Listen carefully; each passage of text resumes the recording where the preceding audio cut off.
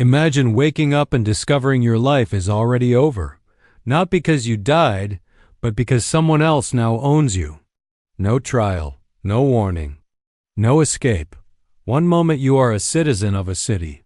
The next, you are counted, sorted, and assigned like livestock. In the Mongol world of the 13th century, this was not a nightmare. It was procedure. This was the age of Genghis Khan, a ruler who did not conquer land first, he conquered people. Temujin, later known as Genghis Khan, did not inherit an empire. He built one through speed, terror, and precision so extreme that entire civilizations collapsed before they understood what was happening. By 1227, his armies had shattered kingdoms from northern China to Central Asia. Cities vanished. Populations did not flee, they were redistributed. And this destruction followed rules. The Mongol Empire was governed not by a written constitution, but by the Yasa, a flexible, ruthless code attributed to Genghis Khan himself. It regulated loyalty, punishment, and most importantly, ownership. Under the Yasa, captives were not prisoners of war. They were assets. When a city resisted Mongol envoys, its fate was sealed. After the walls fell, the survivors were assembled. Not to negotiate, not to beg, but to be processed.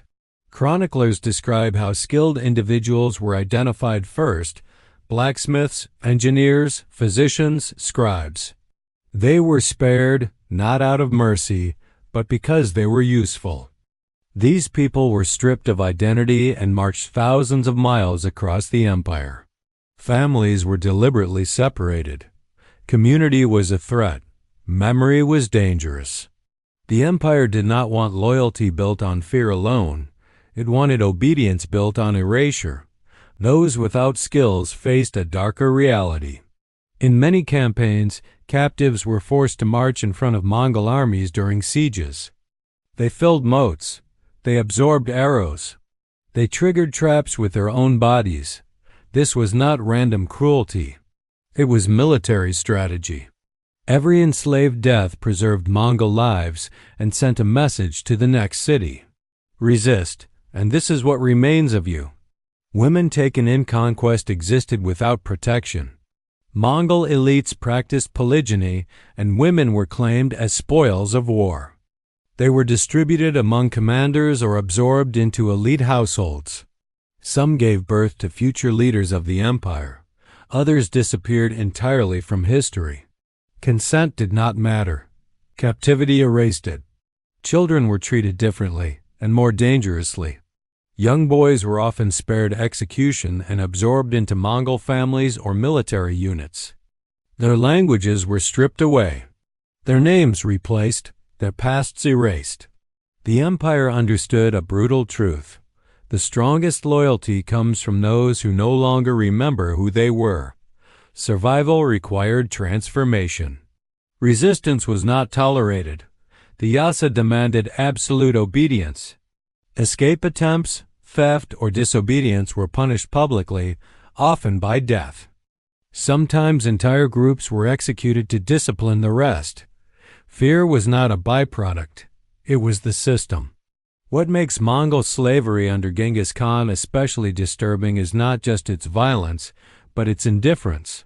There were no elaborate moral justifications, no apologies. Victory meant ownership. Ownership required no explanation. After the destruction of cities like Bukhara and Samarkand, historians described entire regions emptied of people. Those who survived were scattered so completely that societies could not rebuild. Slavery here did not just extract labor, it erased civilizations. And yet, history remembers Genghis Khan selectively. He is praised as a unifier, a meritocrat, a ruler who allowed religious freedom and open trade routes across Eurasia. These things are not false, but they are incomplete. The empire's efficiency rested on enslaved bodies. Its stability depended on fear carefully maintained. After Genghis Khan's death, the system continued. His successors expanded it. A few captives rose within the empire. Most vanished unnamed, worked, bred, moved, and died without ever returning home. There was no reckoning, no restoration, no justice. The empire eventually fractured. Khanates fell, borders shifted. But the enslaved did not reclaim their histories when that happened. Silence followed them into the archive. Today, statues stand. Legends endure. Genghis Khan is remembered as power, unity, and conquest. But history avoids one question. When survival itself is granted by domination, when human beings are reduced to tools and property, who gets remembered and who is erased forever?